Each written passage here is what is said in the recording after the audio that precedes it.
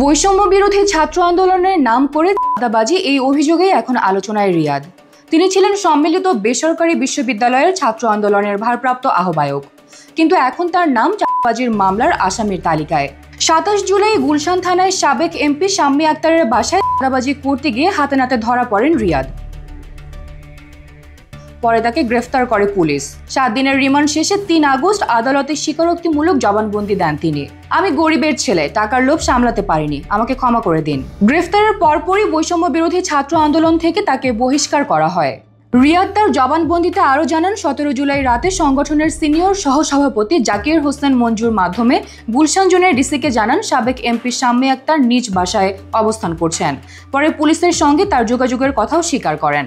আদালতে 164 মানে 164 জেলার জবানবন্দি রেকর্ড করা হয়।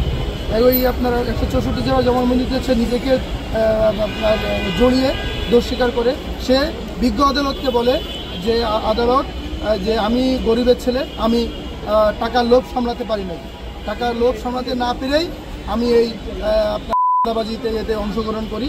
এবং সে আরও বলে যে প্রথমে আমাকে পুলিশের কথা মতোই পুলিশ আমাকে ওইখানে প্রথমেই নিয়ে যায়, পরবর্তীতে আমি ওইখানে যাই।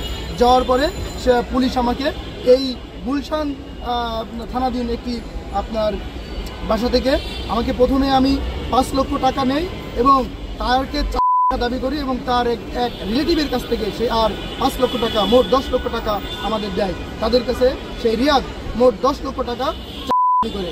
পরবর্তীতে যখন এই মানে আপনারা সাংবাদিক বন্ধুগণ শুনে আশ্চর্য হবেন যে আমরাই প্রথমে শুনেছি যে টাকা কিস্তিতে আদায় করে, সে পরবর্তীতে ওই টাকা আদায় করার জন্যই সে মূলত ওইখানে যে পুলিশের হাতে ধৃত হয়। এবং এই বিজ্ঞ আদালতে আমাদের দ্য কোড অফ ক্রিমিনাল প্রসিডিউরে যে আন্ডার সেকশন 164-এ যেটা আছে এবং আপনার এভিডেন্স অ্যাক্টের 24 থেকে 32-এ যেটা আছে যে